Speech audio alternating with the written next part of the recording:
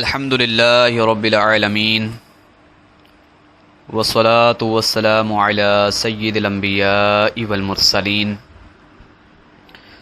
اما بعد فاعوذ باللہ من الشیطان الرجیم بسم اللہ الرحمن الرحیم الصلاة والسلام علیک یا سیدی یا رسول اللہ وعلی آلک واصحابک یا سیدی یا حبیب اللہ الصلاة والسلام علیک یا سیدی یا نبی اللہ وعلی آلک واصحابک یا سیدی یا نور اللہ۔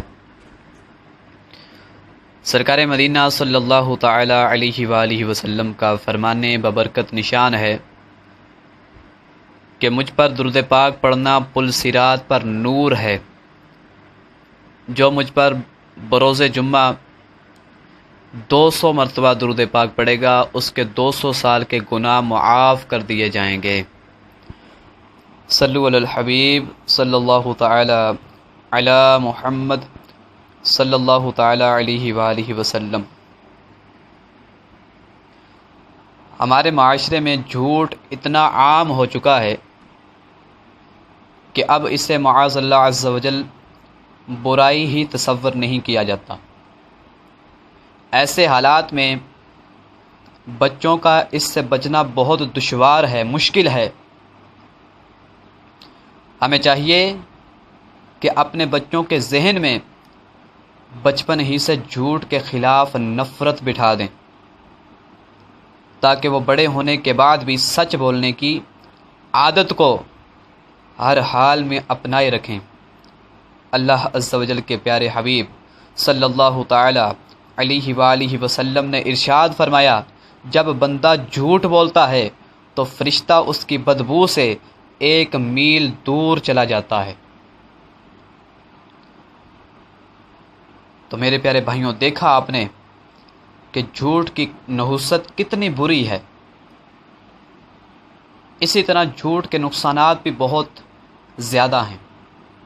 چنانچہ مروی ہے کہ حضرت سیدنا عیسیٰ علیہ السلام ایک سفر پر جا رہے تھے کہ رستے میں ایک شخص ملا جس نے آپ علیہ السلام سے عرض کی، اے اللہ تعالیٰ کے نبی، میں آپ کی صحبت میں رہ کر آپ علیہ السلام کی خدمت کرنا اور علم شریعت حاصل کرنا چاہتا ہوں، مجھے بھی اپنے ساتھ سفر کی اجازت عطا فرما دیجیے۔ بس آپ علیہ السلام نے اسے اجازت عطا فرما دی اور یوں دونوں ایک ساتھ سفر کرنے لگے۔ چلتے چلتے رستے میں ایک نہر کے کنارے پہنچے تو آپ علیہ السلام نے فرمایا، آؤ کھانا کھا لیں۔ دونوں کھانا کھانے لگے۔ آپ علیہ السلام کے پاس 3 روٹیاں تھیں۔ جب دونوں ایک ایک روٹی کھا چکے تو آپ علیہ السلام نہر سے پانی پینے کے لیے چلے گئے۔ پیچھے سے اس شخص نے تیسری روٹی چھپا لی۔ جب آپ علیہ السلام پانی پی کر واپس تشریف لائے تو دیکھا کہ تیسری روٹی غائب ہے۔ آپ علیہ السلام نے اس شخص سے پوچھا کہ تیسری روٹی کہاں ہے؟ اس نے جھوٹ بولتے ہوئے کہا کہ مجھے معلوم نہیں۔ آپ علیہ السلام خاموش رہے۔ پھر تھوڑی دیر بعد آپ علیہ السلام نے فرمایا، آؤ آگے چلیں۔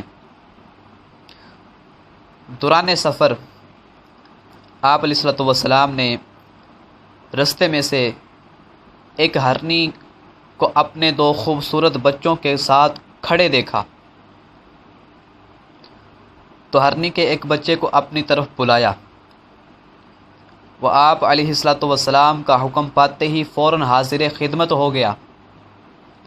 آپ علیہ السلام نے اسے ذبح کیا، بھونا اور دونوں نے مل کر اس کا گوشت کھایا۔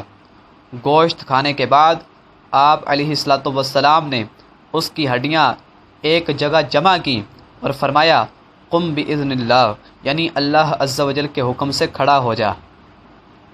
تو یک ہرنی کا وہ بچہ زندہ ہو گیا اور پھر اپنی ماں کی طرف چلا گیا۔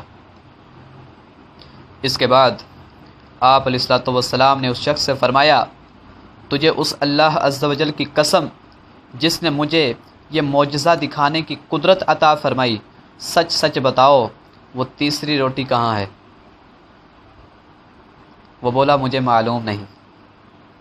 تو آپ علیہ الصلوۃ والسلام نے فرمایا چلو آگے چلتے ہیں۔ چلتے چلتے ایک دریا پر پہنچے تو آپ علیہ الصلوۃ والسلام نے اس شخص کا ہاتھ پکڑا اور پانی کے اوپر چلتے ہوئے دریا کے دوسرے کنارے پہنچ گئے۔ اب پھر آپ علیہ الصلوۃ والسلام نے اس شخص سے فرمایا تجھے اس اللہ عز و جل کی قسم ہے جس نے مجھے یہ معجزہ دکھانے کی قدرت عطا کی، سچ سچ بتاؤ وہ تیسری روٹی کہاں ہے؟ اس بار بھی اس نے جھوٹ بولتے ہوئے وہی جواب دیا کہ مجھے معلوم نہیں۔ تو آپ علیہ الصلوۃ والسلام نے فرمایا آؤ آگے چلتے ہیں۔ چلتے چلتے ایک ریگستان میں پہنچے جہاں ہر طرف ریت ہی ریت تھی۔ آپ علیہ الصلوۃ والسلام نے کچھ ریت جمع کی اور فرمایا اے ریت اللہ عز و جل کے حکم سے سونا بن جا، تو وہ ریت فوراً سونا بن گئی۔ آپ علیہ الصلوۃ والسلام نے اس کے 3 حصے کیے اور فرمایا ایک حصہ میرا اور ایک حصہ تیرا اور ایک اس کا جس نے وہ روٹی لی۔ یہ سنتے ہی وہ شخص فوراً بول اٹھا کہ وہ روٹی میں نے ہی لی تھی۔ یہ معلوم ہونے کے بعد حضرت سیدنا عیسیٰ علیہ الصلوۃ والسلام نے اس شخص سے فرمایا یہ سارا سونا تم ہی لے لو، بس میرا اور تیرا اتنا ہی ساتھ تھا۔ اتنا کہنے کے بعد آپ علیہ الصلوۃ والسلام اس شخص کو وہیں چھوڑ کر آگے روانہ ہو گئے۔ وہ اتنا زیادہ سونا مل جانے پر بہت خوش تھا۔ جب سارا سونا ایک چادر میں لپیٹ کر واپس گھر کو لوٹنے لگا تو رستے میں اسے 2 شخص اور مل گئے جنہوں نے اس کے پاس اتنا سونا دیکھ کر اسے قتل کرنے کا ارادہ بنا لیا کہ اس کو قتل کر دیں گے اور سارا سونا لے کر دوڑ جائیں گے۔ چنانچہ جب وہ اسے قتل کرنے کے ارادے سے آگے بڑھے تو وہ شخص جان بچانے کی خاطر بولا تم مجھے کیوں قتل کرنا چاہتے ہو؟ اگر سونا لینا چاہتے ہو تو ہم اس کے 3 حصے کر لیتے ہیں اور ایک ایک حصہ آپس میں تقسیم کر لیتے ہیں۔ وہ دونوں اس پر راضی ہو گئے۔ پھر وہ شخص بولا کہ بہتر یہ ہے کہ ہم میں سے ایک آدمی تھوڑا سا سونا لے کر قریب کے شہر جائے اور کھانا خرید لائے تاکہ کھانا کھانے کے بعد سونا تقسیم کریں۔ اب ان میں سے ایک شخص شہر پہنچا، کھانا خرید کر واپس ہونے لگا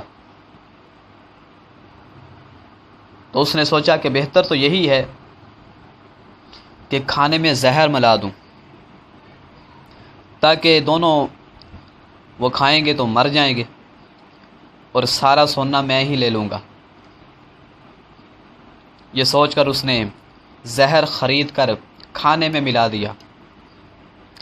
اب ادھر ان دونوں نے بھی یہ سازش جو تھی کی ہوئی تھی کہ جیسے وہ آئے گا ہم اس پر حملہ کریں گے اور اس کو بھی مار دیں گے اور پھر سارا سونا آپس میں بانٹ لیں گے۔ چنانچہ جب وہ شخص کھانا لے کر آیا تو دونوں اس پر حملہ آور ہوئے، اس کو مار دیا، اس کو قتل کر دیا۔ اس کے بعد خوشی خوشی کھانا کھانے لگے تو زہر نے بھی اپنا کام دکھا دیا اور یہ دونوں بھی تڑپ تڑپ کر ٹھنڈے ہو گئے، مر گئے اور سونا وہیں پڑا رہا۔ کچھ عرصے کے بعد حضرت سیدنا عیسیٰ علیہ السلام کا واپسی میں وہاں سے گزر ہوا تو کیا دیکھتے ہیں کہ سونا وہیں کا وہیں موجود ہے اور ساتھ میں 3 لاشیں بھی پڑی ہوئی ہیں۔ تو یہ دیکھ کر آپ علیہ الصلوۃ والسلام نے اپنے ساتھ موجودہ لوگوں سے فرمایا کہ دیکھ لو دنیا کا یہ حال ہے، بس تم پر لازم ہے کہ اس سے بچتے رہو۔ میرے پیارے بھائیوں، دیکھا آپ نے کہ اس شخص کو جھوٹ اور مال دنیا کی محبت نے برباد کر دیا، اور نہ ہی اسے دولت ملی اور نہ ہی جھوٹ سے کوئی فائدہ حاصل ہوا، بلکہ جان سے ہاتھ دھونے کے ساتھ ساتھ دنیا اور آخرت کا نقصان بھی اٹھانا پڑ گیا۔ نہ مجھ کو آزما دنیا کا مال و زر عطا کر کے، نہ مجھ کو آزما دنیا کا مال و زر عطا کر کے، عطا کر اپنا غم اور چشم گریاں یا رسول اللہ صلی اللہ علیہ وسلم۔ حضرت سیدنا بکر بن عبداللہ رضی اللہ تعالی رحمۃ اللہ تعالی علیہ سے مروی ہے کہ ایک شخص کی عادت تھی کہ وہ بادشاہوں کے درباروں میں جاتا اور ان کے سامنے اچھی اچھی باتیں کرتا۔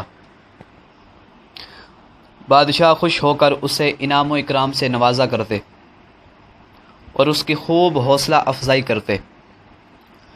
ایک مرتبہ جب وہ ایک بادشاہ کے دربار میں گیا اور اس سے اجازت چاہی کہ میں کچھ باتیں عرض کرنا چاہتا ہوں، بادشاہ نے اسے اجازت دے دی اور اسے اپنے سامنے کرسی پر بٹھایا اور کہا کہ اب جو کہنا چاہتے ہو کہو۔ اس شخص نے بڑی پیاری بات کہی، وہ کہنے لگا کہ احسان کرنے والے کے ساتھ احسان کر، اور جو برائی کرے اس کی برائی کا بدلہ اسے خود ہی مل جائے گا۔ بادشاہ اس کی یہ بات سن کر بہت خوش ہوا اور اسے انعام و اکرام سے نوازا۔ یہ دیکھ کر بادشاہ کے ایک درباری کو اس شخص سے حسد ہو گیا اور دل ہی دل میں کڑنے لگا کہ اس عام سے شخص کو بادشاہ کے دربار میں اتنی عزت اور اتنا مقام کیوں حاصل ہو گیا۔ بالآخر وہ حسد کی بیماری سے مجبور ہو کر بادشاہ کے پاس گیا اور بڑے خوشامدہ انداز میں جھوٹ بولتے ہوئے کہا کہ بادشاہ سلامت، ابھی جو شخص آپ کے سامنے گفتگو کر کے گیا ہے، اگرچہ اس کی باتیں اچھی ہیں لیکن وہ آپ سے نفرت کرتا ہے اور کہتا ہے کہ بادشاہ کو گندہ دہانی یعنی منہ سے بدبو آنے کا مرض لاحق ہے۔ بادشاہ نے یہ سن کر پوچھا، تمہارے پاس کیا ثبوت ہے کہ وہ میرے بارے میں ایسا گمان رکھتا ہے؟ وہ حاسد بولا، حضور اگر آپ کو میری بات پر یقین نہیں آتا تو آپ آزما کر دیکھ لیں، اسے اپنے پاس بلائیں، جب وہ آپ کے قریب آئے گا تو اپنی ناک پر ہاتھ رکھ لے گا تاکہ اسے آپ کے منہ کی بدبو نہ آئے۔ یہ سن کر بادشاہ نے کہا کہ تم جاؤ، جب تک میں اس معاملے کی خود تحقیق نہ کر لوں کوئی فیصلہ نہیں کروں گا۔ پس وہ حاسد دربار شاہی سے چلا آیا اور اس شخص کے پاس پہنچا اور اسے کھانے کی دعوت دی۔ اس نے دعوت قبول کر لی اور اس کے ساتھ چل دیا۔ حاسد نے اسے جو کھانا کھلایا اس میں بہت زیادہ لہسن ڈال دیا۔ اب اس شخص کے منہ سے لہسن کی بدبو آنے لگی۔ بہرحال وہ دعوت سے فارغ ہو کر اپنے گھر آ گیا۔ ابھی تھوڑی ہی دیر گزری تھی کہ بادشاہ کا قاصد آیا اور اس نے کہا کہ بادشاہ نے آپ کو ابھی دربار میں بلایا ہے۔ وہ قاصد کے ساتھ دربار میں پہنچا۔ بادشاہ نے اسے اپنے سامنے بٹھایا اور کہا کہ ہمیں وہی کلمات سناؤ جو تم ہمیں سنایا کرتے ہو۔ اس نے کہا کہ احسان کرنے والے کے ساتھ احسان کر، اور جو برائی کرے اس کی برائی کا بدلہ اسے خود ہی مل جائے گا۔ جب اس نے اپنی بات مکمل کر لی تو بادشاہ نے کہا کہ میرے قریب آؤ۔ وہ بادشاہ کے قریب گیا تو اس نے فوراً اپنے منہ پر ہاتھ رکھ لیا تاکہ لہسن کی بدبو سے بادشاہ سلامت کو تکلیف نہ ہو۔ جب بادشاہ نے یہ صورتحال دیکھی تو اپنے دل میں کہا کہ اس شخص نے ٹھیک ہی کہا تھا کہ میرے بارے میں یہ شخص یہ گمان رکھتا ہے۔ کہ مجھے گندہ دہانی کی بیماری ہے، بادشاہ اس شخص کے بارے میں بدگمانی کا شکار ہو گیا اور بلا تحقیق اس نے فیصلہ کر لیا کہ اس شخص کو بہت سخت سزا ملنی چاہیے۔ چنانچہ اس نے اپنے گورنر کے نام اس طرح خط لکھا: اے گورنر، جیسے ہی یہ شخص تمہارے پاس پہنچے، میرا خط لے کر تم اسے ذبح کر دینا اور اس کی کھال اتار لینا اور اس میں بھوسا بھر کے میرے پاس بھجوا دینا۔ پھر بادشاہ نے خط پر مہر لگائی اور اس شخص کو دیتے ہوئے کہا کہ یہ خط فلاں علاقے کے گورنر کے پاس لے جاؤ۔ اس بادشاہ کی یہ عادت تھی کہ جب بھی وہ کسی کو کوئی بڑا انعام دینا چاہتا تو کسی گورنر کے نام خط لکھتا تھا اور اس شخص کو گورنر کے پاس بھیج دیتا۔ وہاں اس کو انعام و اکرام سے نوازا جاتا۔ کبھی بھی بادشاہ نے سزا کے لیے کسی کو خط نہیں لکھا تھا۔ آج پہلی بار بادشاہ نے کسی کو سزا دینے کے لیے یہ طریقہ اختیار کیا۔ بہرحال وہ شخص خط لے کر دربار سے نکلا تو حاسد رستے میں منتظر تھا کہ دیکھو کیا ہوتا ہے۔ جب اسے آتا دیکھا تو پوچھا: کیا بنا؟ کیا ہوا؟ کہاں کا ارادہ ہے؟ اس نے کہا کہ میں نے بادشاہ کو اپنا کلام سنایا تو اس نے مجھے ایک خط مہر لگا کر دیا اور کہا کہ فلاں گورنر کے پاس یہ خط لے جاؤ۔ بس اب میں اسی گورنر کے پاس ہی جا رہا ہوں۔ حاسد کہنے لگا: بھائی، یہ خط مجھے دے دے، میں اسے گورنر تک پہنچا دوں گا۔ چنانچہ اس شریف آدمی نے وہ خط حاسد کے حوالے کر دیا۔ حاسد خط لے کر خوشی خوشی گورنر کے دربار کی طرف چل پڑا اور رستے میں سوچتا جا رہا تھا کہ میری قسمت کتنی اچھی ہے کہ میں نے اس شخص کو بیوقوف بنا کر انعام و اکرام والا خط لے لیا۔ اب مجھے ہی انعام و اکرام سے نوازا جائے گا۔ لیکن وہ نہیں جانتا تھا کہ وہ اپنے عبرت ناک انجام کی طرف بڑھ رہا ہے، کیونکہ وہ سوچتا جا رہا تھا کہ میں مالا مال ہو جاؤں گا۔ انہی سوچوں میں وہ گم حاسد جھومتا آگے بڑھ رہا تھا۔ جب وہ گورنر کے پاس پہنچا اور بڑے مؤدبانہ انداز میں بادشاہ کا خط گورنر کو دیا، اور گورنر نے جیسے ہی خط پڑھا تو پوچھا: اے شخص، کیا تجھے معلوم ہے کہ اس خط میں بادشاہ نے کیا لکھا ہے؟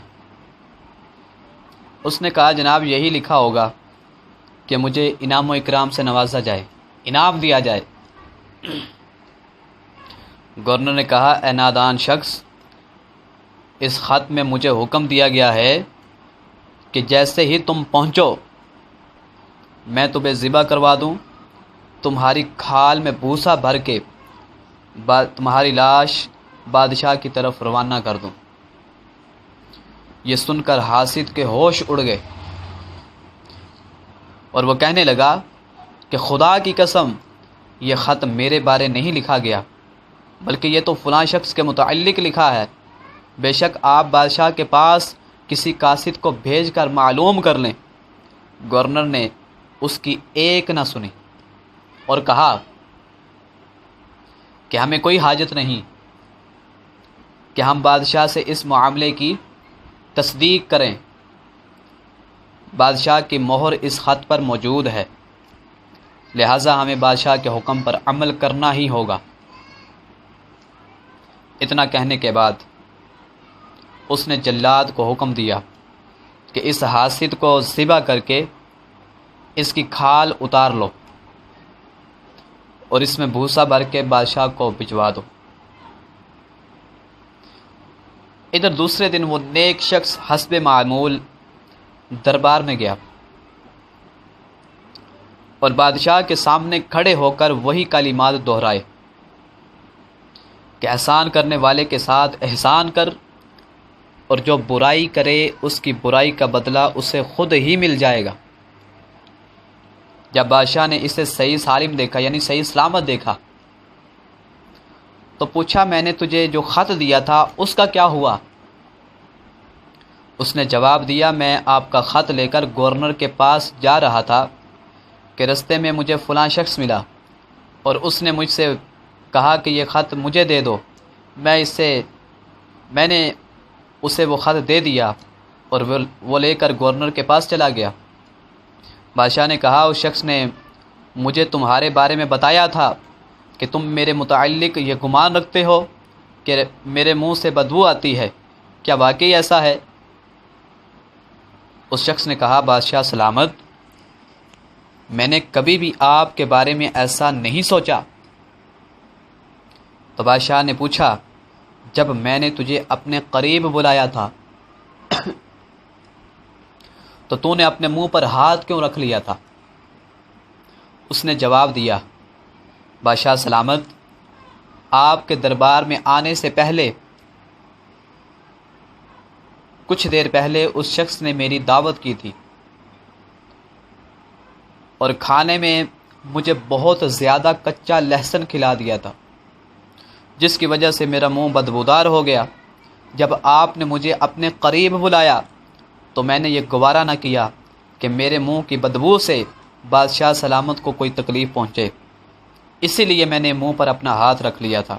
جب بادشاہ نے یہ سنا تو کہا اے خوش نصیب، تو نے بالکل ٹھیک کہا ہے کہ تیری بات بالکل درست ہے، ٹھیک ہے کہ احسان کرنے والے کے ساتھ احسان کرو، اور جو برائی کرتا ہے اس کی برائی کا بدلہ اسے خود ہی مل جاتا ہے۔